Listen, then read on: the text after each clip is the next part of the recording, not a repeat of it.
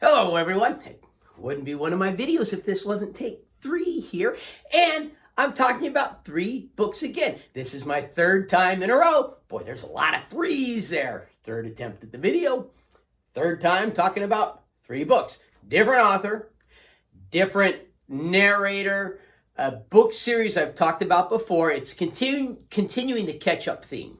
This is a series that I was doing books one by one by one by one. It's the Good Guy series by Ugland, and I was doing one by one by one by one. However, due to the gap where I was gone, and thank you very much to everyone who has been leaving comments, welcoming me back so warmly. I honestly had not realized how much I missed this interaction. You wouldn't think it's me recording a video, you watching it, making comments on a computer. You wouldn't think that would have as much of an impact as it does, but as people are welcoming me back and I'm responding and we're getting some conversations going, I'm like, oh, I miss this so much. I don't have a face to put with the person I'm communicating with, but I actually miss that there are people here that, like, we've established a real online relationship, and I miss that. And so I'm excited to be back, and thank you very much. It is great to be back and to be welcomed back so warmly. Now, back to this. This is the Good Guy series, like I said, by Ugland, and the 3rd book was just released. I actually finished listening to the 3rd book 2 weeks ago, something like that.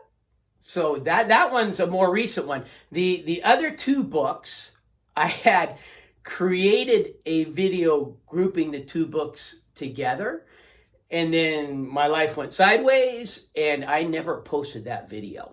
So I went back, I listened to it, and I thought, I'll just do a whole new video again, putting all 3 of these together instead of 2 separate videos, because I've got a lot of books to catch up on it and to let people know about. This is definitely a series I want people to know about and to keep up with. So this involves Montana Coggeshall. He is now a Duke. He's been made the Duke of Coggeshall, and he's gone out into the world, and in gameplay, he's now not only worried about building his own stat sheets, he's worried about building his city and his dukedom. He's not just got a city he's got to build. He's got a dukedom that he's got to build and people underneath him. One of the things that I really like about this series, with lit RPG, authors can get trapped into focusing all their energy on the character stat sheets, on what do we got to do next to develop this character stat sheets? And the character of the player himself doesn't get all that much focus. This book series gets as much, if not more, focus on the development of Montana's character as it does on his stat sheet.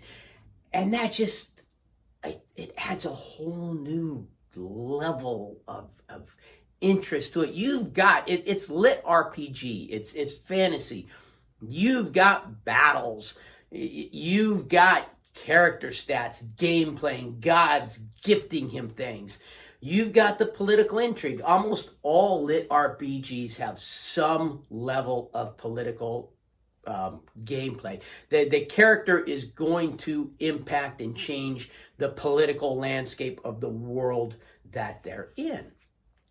This one has the added element of Montana figuring out who Montana is in real life. And this is why it's called the Good Guy series. By the way, the books, and actually before I get to this, I'll give you the name of the books, but first, if you love audiobooks, please subscribe to my channel. Hit the button, I forget what it's called. Come join me on my audiobook journey. Now, the 3 books in order: Dukes and Ladders, Home Siege Home, and the Barr Hunt. Bear, not spelled B-E-A-R, but spelled B-A-R-E, even though it's more like B-E-A-R, bears that he's hunting. So he's found what he wants to make his dukedom. And along the way, he has this habit. Two things are affecting Montana in this world. In real life, Earth, Montana was not a good guy. In real life, Earth, Montana was a leg breaker. He was a thug for a motorcycle gang. And he didn't like who he was. So this is his chance to remake himself. So now he wants to be one of the good guys. He's not from this world. He wasn't raised with all of the prejudices that this world has. All of that. He wasn't taught from a child, oh, we're the good group, they're the bad group. We hate them. We can't get along with them, which we're seeing a lot of in our world today. In a lot of ways, it's relevant to what's going on in our world today, and we could use someone like Montana to end the hatred that we're seeing out there, because we're seeing a lot of hatred in our world today, and that you've got a lot of that in this world that Montana has entered. Oh, we will not interact with those people. However, Montana has the authority to stand up and say, excuse me, people, I am the Duke. You have sworn allegiance to me. This is my dukedom. You will interact with those people and you will treat them well. And barriers are getting broken down. Now, of course, you keep waiting for that group that Montana is going to befriend and Montana is going to accept. You keep waiting for one of those groups to turn out to really be the evil jerks they're supposed to be, and to turn around and we're gonna stab you in the back, right? That's what you're waiting for. And you've also got the political intrigue, because nobody in this kingdom likes Duke, and the kingship is kind of up for grabs, and Duke Coggeshall is going to be a player in this political intrigue, even though he's trying his best to keep himself out of it. Well, what happens when you're a powerful figure and all of the powerful political people come to you and say, hey, support me, and you say, I'm not going to support anyone. I'm just going to step back here. I'm going to stay out of it. What happens is they all end up seeing you as the enemy, and they all turn on you. And that's kind of what has happened here with him. Someone's trying to force his hand.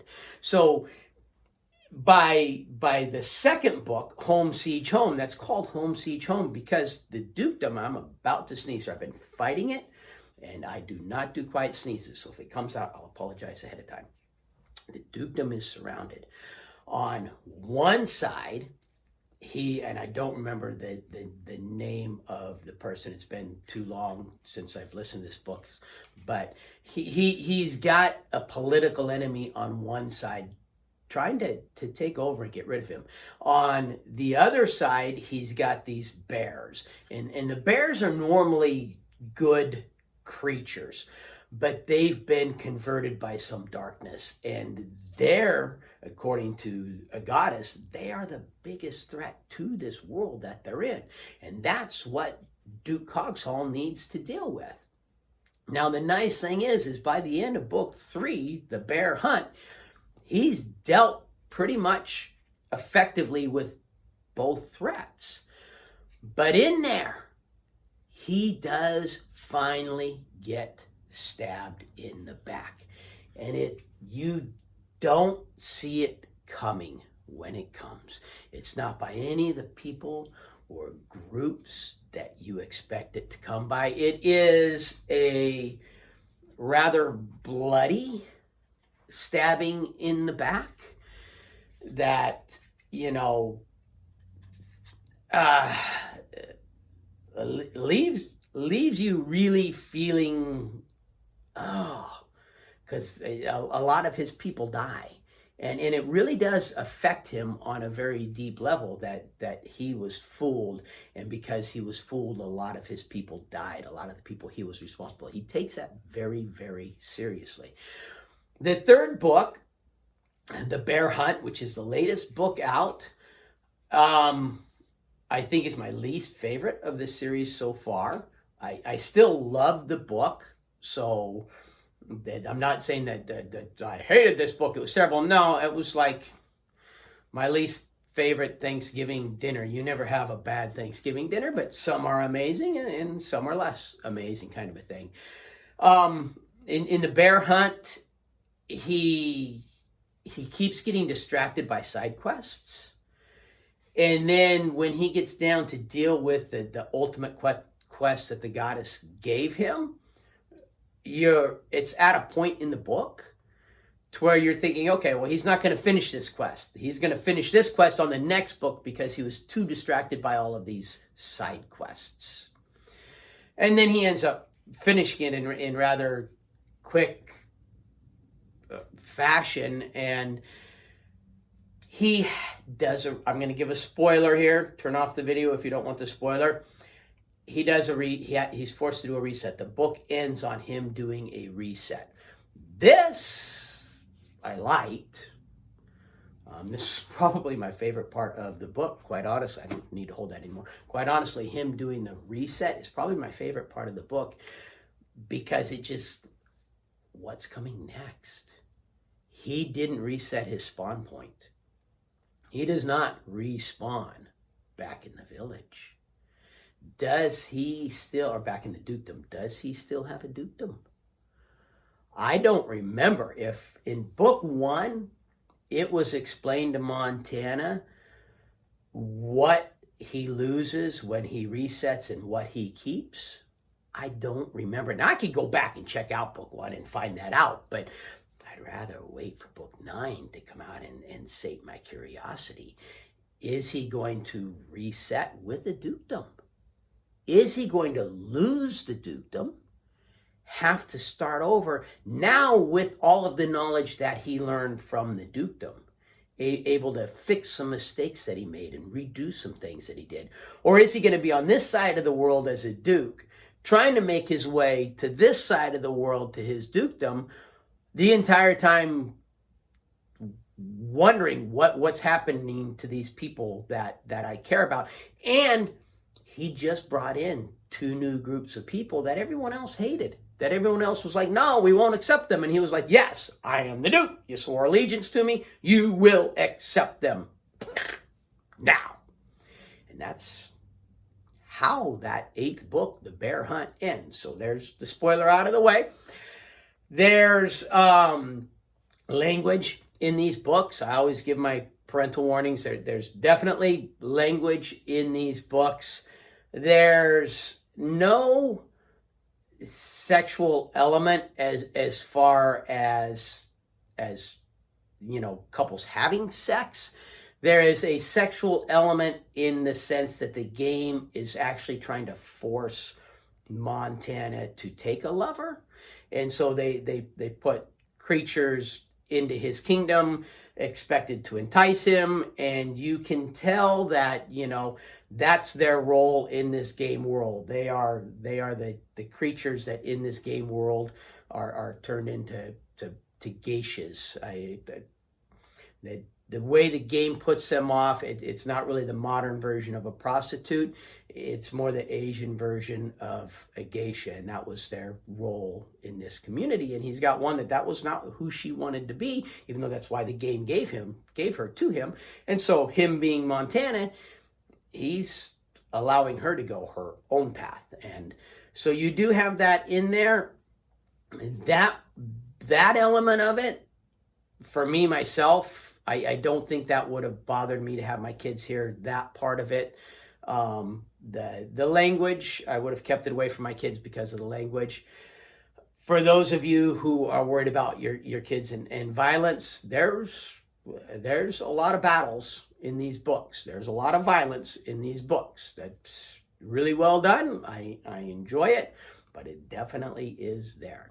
If you like this video, please hit the like button. If you like my channel, subscribe. Turn on notifications there. I remembered what it was called. But most importantly, no matter what else you do today, make sure that today you listen to at least one really good audiobook. And I highly recommend the Good Guys series by Ugland. Thank you.